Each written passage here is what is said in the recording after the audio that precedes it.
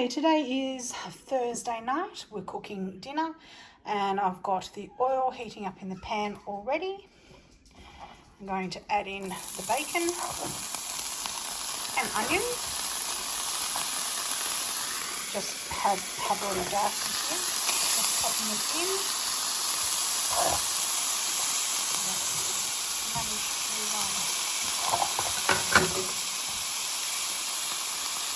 Burn my mat.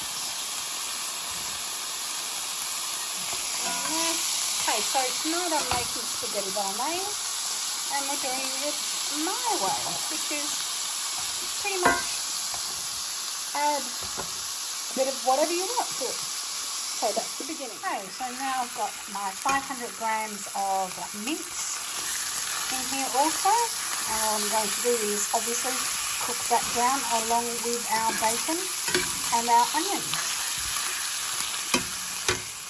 Okay, so that's now starting to brown up and we're just going to give that a stir periodically as you do.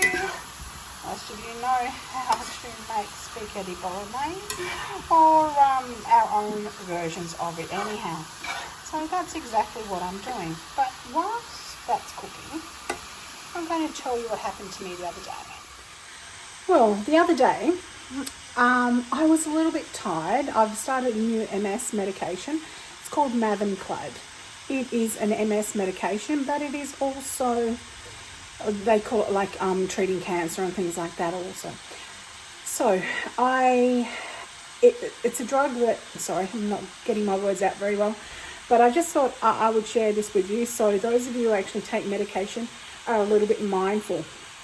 Let me give this a stir. When you actually take it. Simon and I had actually been out and we came home and he said to me, have you taken your medication? So as I normally do, I usually have medication morning and night and afternoon. So I just grabbed the packets and I popped the pills out. Mavenclad is a very unique drug and you have it in a funky little pill container thing that you've got to squeeze the sides in order to get it out. You wear gloves when you get it out and all that sort of stuff. Anyhow, so I took the 2 tablets of Mavenclad and you can't take anything else for 3 hours before or after you actually take Mavenclad. So I took my Mavenclad. Something made me, sorry, I'm just stirring as I'm talking to you. Something made me think later in the night that, you know, I'll just read that packet again. Now what it is you take your 2 pills for 5 days, then you wait, I think it's a month, and then you take 2 pills for 5 days again. And then that actually kills off all of your white blood cells. And I think the idea behind it is then they rejuvenate and hopefully come back better than what they were. I don't know, something like that. Anyhow, and then you do it again the following year. This is the first time I've actually been on this drug. So I had my two tablets, as I said, and then I was reading the packet and I was like, oh crap, I'd had them that morning as well. So I'd actually essentially accidentally overdosed on my very specific drug. So of course Simon then piped up from behind where he was sitting, looked at me frantically, and I was like, oh my God. At that point I felt fine. So I did what any person would do, is to ring the poisons line, which is what it states if you actually overdose on Mavenclad. So I did that. The lady said, oh, that's a very specific drug. And I'm like, yes, I realise this. And I said, I feel fine.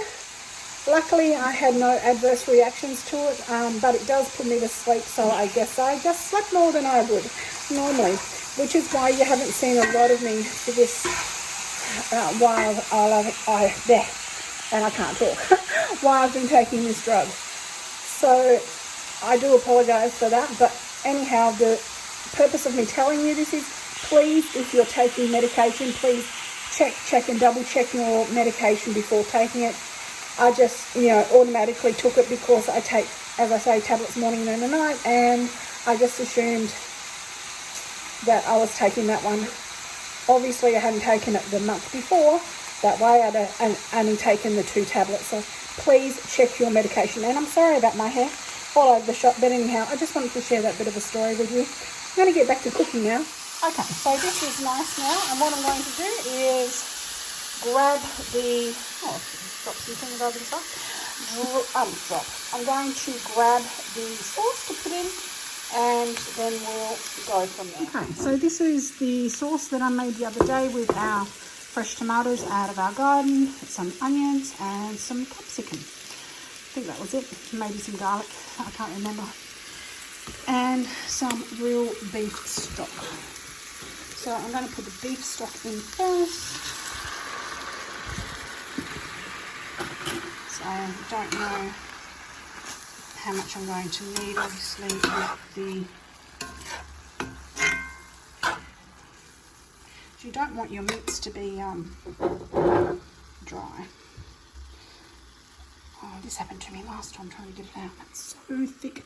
So that's why I'm putting in the stock with it as well, because it's just very, very thick and delicious. So... I do have foam holders. I'm just being lazy, not going and getting them. Okay, put that maybe that much in. Take that out. Now these are the forks I use with these handles because with my MS I can't feel my hands, as you're probably aware if you've watched my videos in the past. So I can't hang on to normal knives and forks, so something with a bit of a handle is what I need. Anyhow, we'll keep stirring this and come back and show you once I've got the right consistency. Don't want to bore you with standing there stirring. Okay, so we have a really nice consistency here with a nice amount of sauce. I've had a taste, it is nice, however it needs a little bit of salt and probably some garlic and onion powder, which I'll put in now. If I want to bring out that flavour more of the tomatoes, I might add a little bit more tomato paste, or some tomato paste. I haven't added it yet, obviously. I've just added this, which I made, as I said earlier. So I'll go and do that and see how we actually come out from there. Okay, so here we've got our garlic powder. I'll add some of that in. Love garlic powder. And onion powder, even though we've put onion in, obviously, as you saw. I'm still going to add some more of that. Obviously give that another stir through.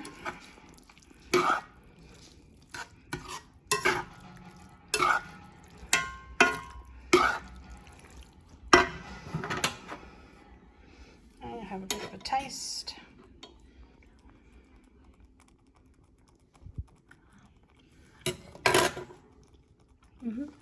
That's good. We still need some salt.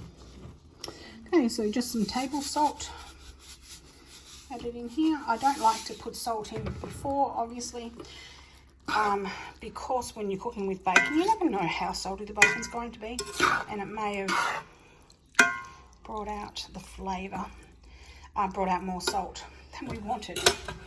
So